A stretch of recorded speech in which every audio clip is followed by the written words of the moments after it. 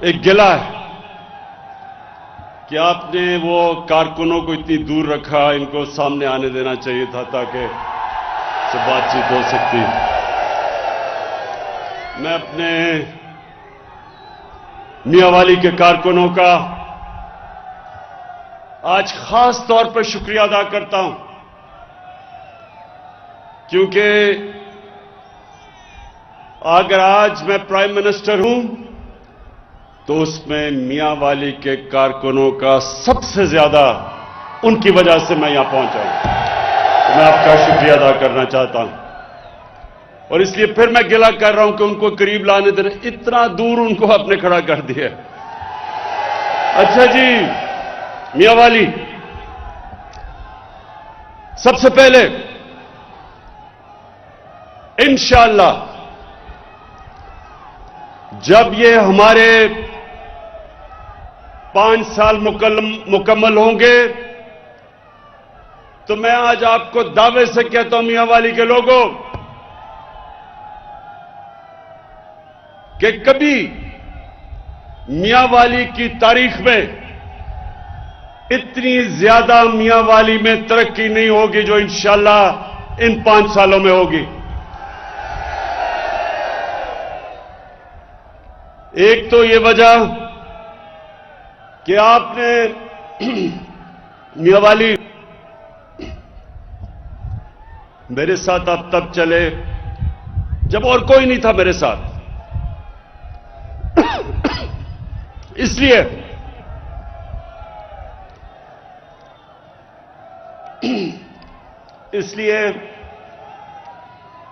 जो मैंने हमेशा आपसे वादा किया था कि अल्लाह जब भी मौका देगा तो मियांवाली के लोगों को मैं अपनी परफॉर्मेंस से उनका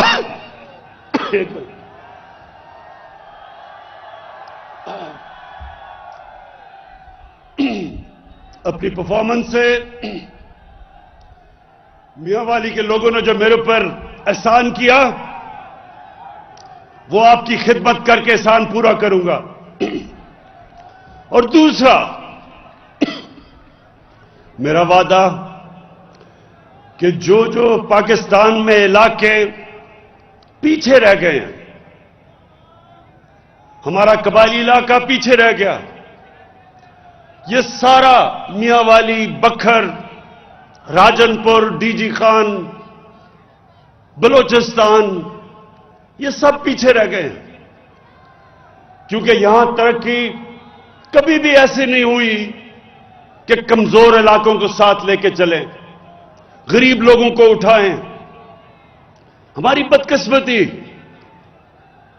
कि यहां पैसे वाले और ज्यादा पैसे वाले बन गए, गरीब गरीब हो गया, और जो इलाके पीछे थे वो और पीछे चले गए।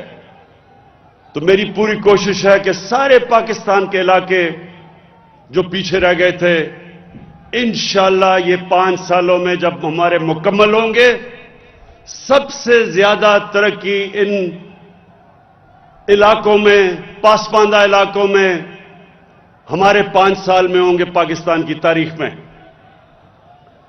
अब मियांवाली, सबसे पहले तो मेरा जोर आपकी तालीम के ऊपर है,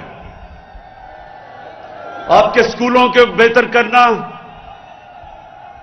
ख्वातीन के लिए कि उनके लिए बेहतर तालीम करना। ये जो नमल यूनिवर्सिटी बन रही है,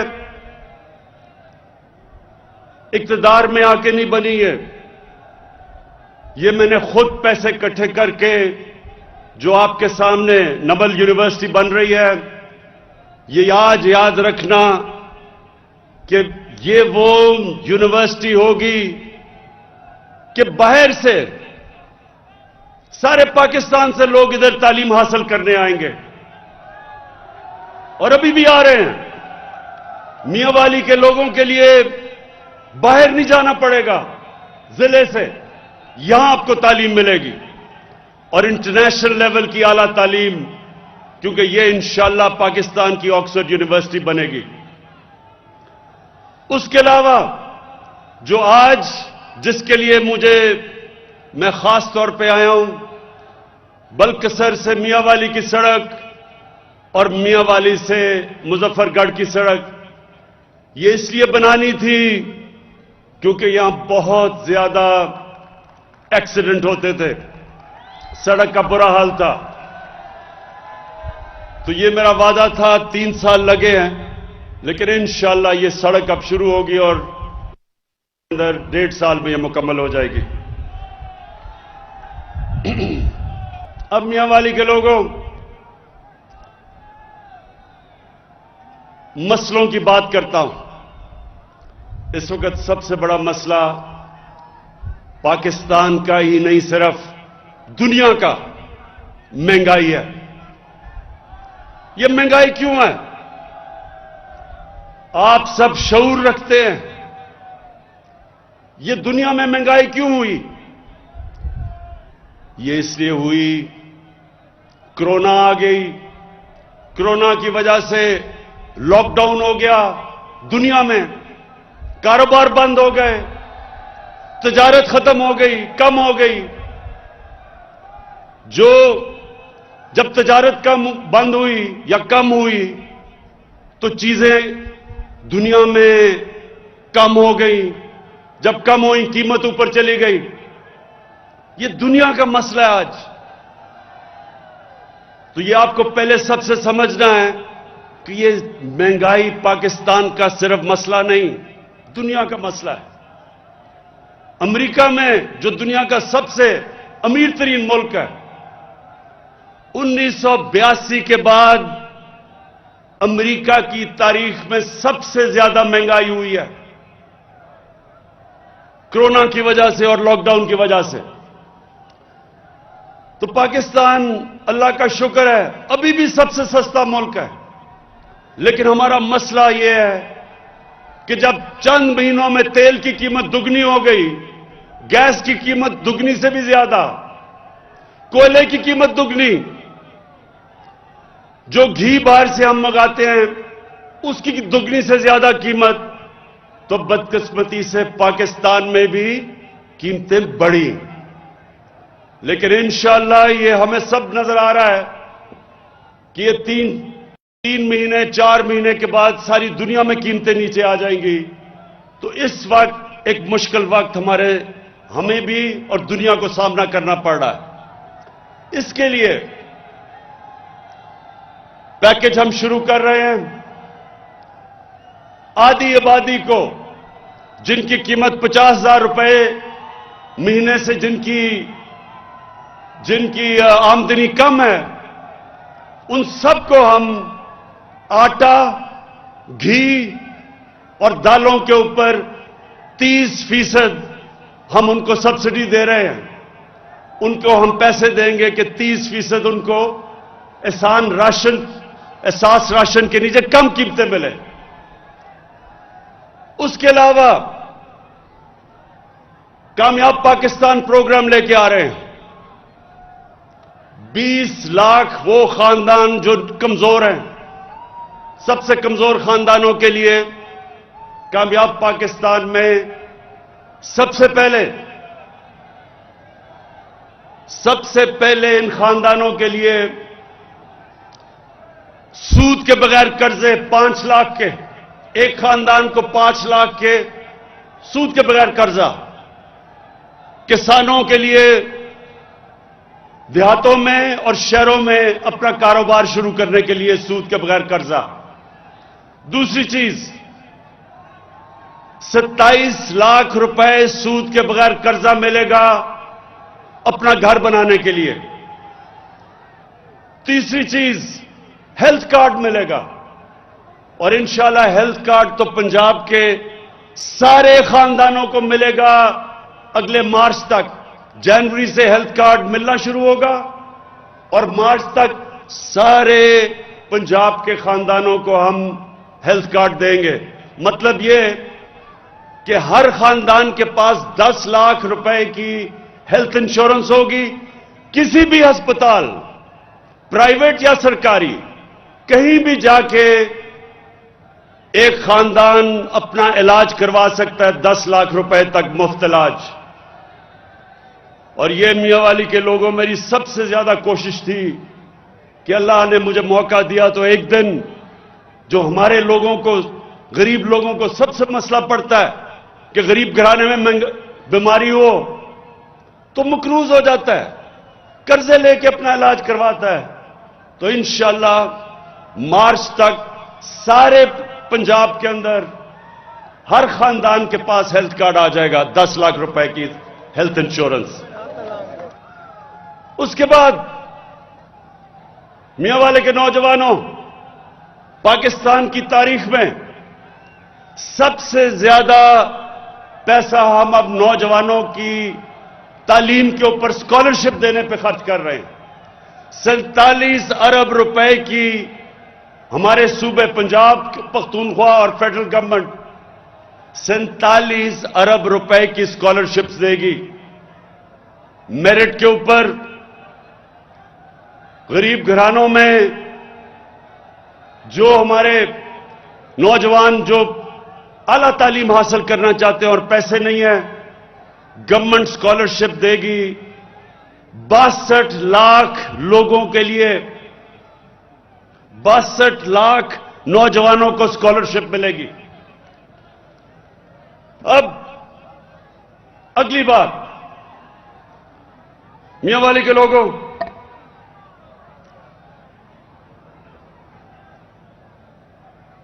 मैंने आपसे जब कैंपेन करता था तो वादा किया था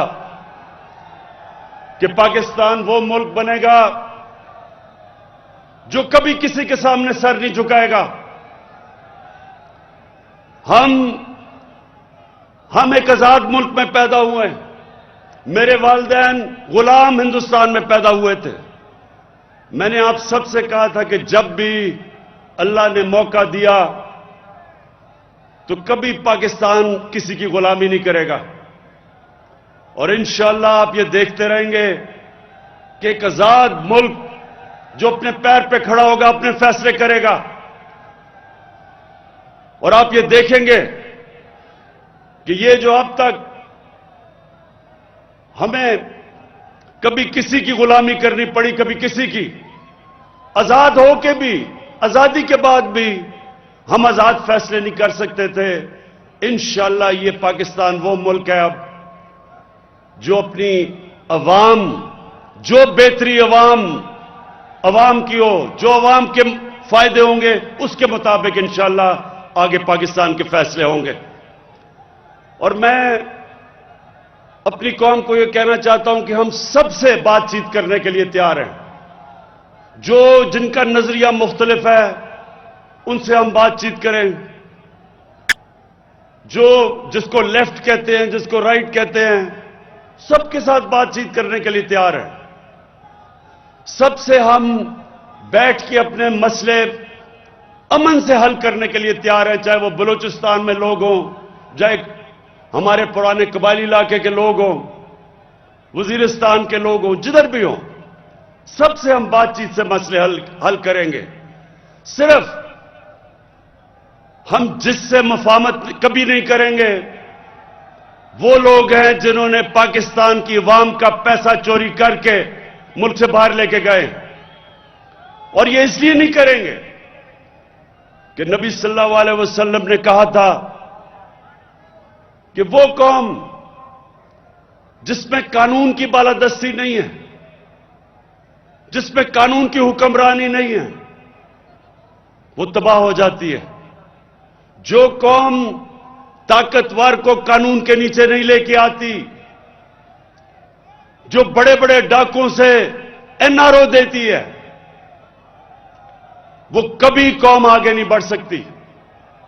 इसलिए सबसे मुफाहमत करने के लिए तैयार हैं, लेकिन कभी जिन लोगों ने करप्शन की है, यानी इक्तदार में आके मुल्क का पैसा चोरी किया, चोरी करके बाहर ले गए, कभी इन लोगों से मेरी हुकूमत इनसे कभी ना इनको एनआरओ देगी, ना इनसे कभी मुफाहमत करेगी। इन लोगों को जब तक सजा नहीं मिलेगी, ये सुन ले मेरी बात, वो कौम जो बड़े डाकुओं से डील करती है वो तबाह हो जाती है। वो कौम कभी तरक्की नहीं कर सकती, क्योंकि जब आप चोरी को बुरा ही नहीं समझते तो मेहनत कौन करेगा उस कौम में? क्यों लोग पढ़ेंगे लिखेंगे 8-8 12-12 घंटे काम करेंगे? वो क्यों करेंगे जब डाका मार के उससे ज्यादा पैसा कमा लो? इसलिए कोई भी महज़ब माशरा, हर महज़ब माशरा अपने चोरों को जेलों में डालता है, उनसे डील नहीं करता। कोई भी मुल्क जो खुशहाल है, उन सारे मुल्कों में कानून की बालादस्ती है। जो मुल्क गरीब हैं वह ताकतवर के लिए एक कानून, ताकतवर डाकुओं के लिए एनआरओ, गरीब जेल में होते हैं, इसलिए वो मुल्क गरीब हैं। इसलिए हमारे नबी सल्लल्लाहु अलैहि वसल्लम ने कहा था कि मेरी बेटी भी अगर चोरी करेगी तो उसको सजा मिलेगी। कोई कानून से ऊपर नहीं है। और जो उन्होंने हमें मिसाल दी थी मदीना की रियासत की, जो उन्होंने हम दुनिया के सामने जिन असूलों पर मदीना की रियासत खड़ी की थी, उन्होंने, अल्लाह ने हमें कुरान में हुक्म दिया था कि उनके शरिया पे चलो, उनके रास्ते पे चलो, उनकी जिंदगी से सीखो। वो इसलिए कि इसमें हमारी बेहतरी है। मदीना की रियासत के ऊपर जो मुसलमानों की कौम बनी थी, उसने कई 100 साल तक दुनिया की इमामत की थी। पाकिस्तान भी वो मुल्क है, जब तक हम उन उसूलों पे नहीं चलेंगे, और वो उसूल दो हैं, रूल ऑफ लॉ यानी कि कानून की हुक्मरानी, और इंसानियत का निजाम यानी कि फलाही रियासत। ये इन दो नजरियों के ऊपर इंशाअल्लाह हम इस पाकिस्तान को उठाएंगे और एक अजीम कौम बनाएंगे। मैं मियां वाली के लोगों, आखिर में आप सबको आज खराज तहसीन भी पेश करता हूं, क्योंकि आप ना मेरे साथ खड़े होते मैं आज यहां ना होता। और दूसरी चीज, मैं आपका इसलिए शुक्रिया अदा करता हूं कि आपने ऊंच नीच में हमेशा मेरे साथ खड़े हुए, और मेरा आपसे वादा है कि यह वक्त साबित करेगा कि मैं आपको कभी मायूस नहीं करूंगा। इंशाअल्लाह इस मुल्क को उधर लेके जाऊंगा जिसके लिए यह पाकिस्तान बना था आज से 74 साल पहले।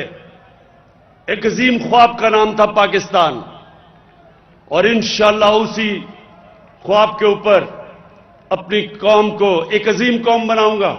दुनिया में मिसाल बनेगी पाकिस्तान। कोई ताकत इस मुल्क को नहीं रोक सकती एक अजीम कौम बनने से।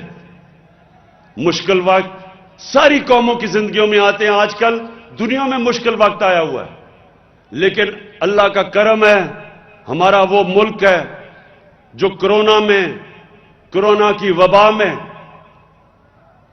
पाकिस्तान की मिसाल दी जाती है कि वो मुल्क है जो सबसे बेहतर तरीके से उससे निकला है।